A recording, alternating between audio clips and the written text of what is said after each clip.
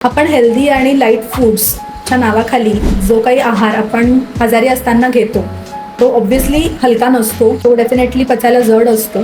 So थोडंसं आपण light फूडमध्ये काय कॉन्सेप्ट आहे आणि लाईट फूडमध्ये कुठल्या गोष्टी येतात आणि येत नाहीत याबद्दल जाणून घेऊ. ताप आल्यानंतर आपल्याला बेसिक सवय काय असते की आपण काहीतरी हलकं खाऊयात, मग आपण चूज करतो बिस्किट्स दिसायला हलके दिसतात, सो वी फील ते हलके आहेत. किंवा बऱ्याच जणांच्या मनामध्ये एक मिसकन्सेप्शन आहे की इडली डोसा ह्या हलक्या गोष्टी आहेत, पचायला खूप सोप्या गोष्टी आहेत, कारण त्या तांदूळाच्याच बनलेल्या असतात. बेकरी प्रोडक्ट्स जे काही मिळतात, टोस्ट, खारी, बिस्किट्स, मैद्याचे जे काही पदार्थ, इतर केक्स, पेस्ट्रीज, सो ह्या सगळ्या गोष्टी पण आपल्या खाण्यामध्ये बऱ्याचदा त्यामध्ये येतात बिकॉज ते लाईट वाटतात आपल्याला.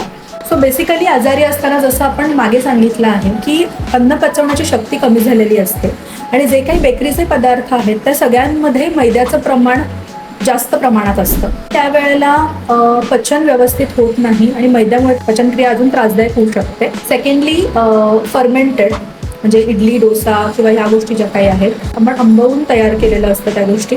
सो आंबवलेले पदार्थ हे स्वभावतःच पित्त वाढवणारे असतात.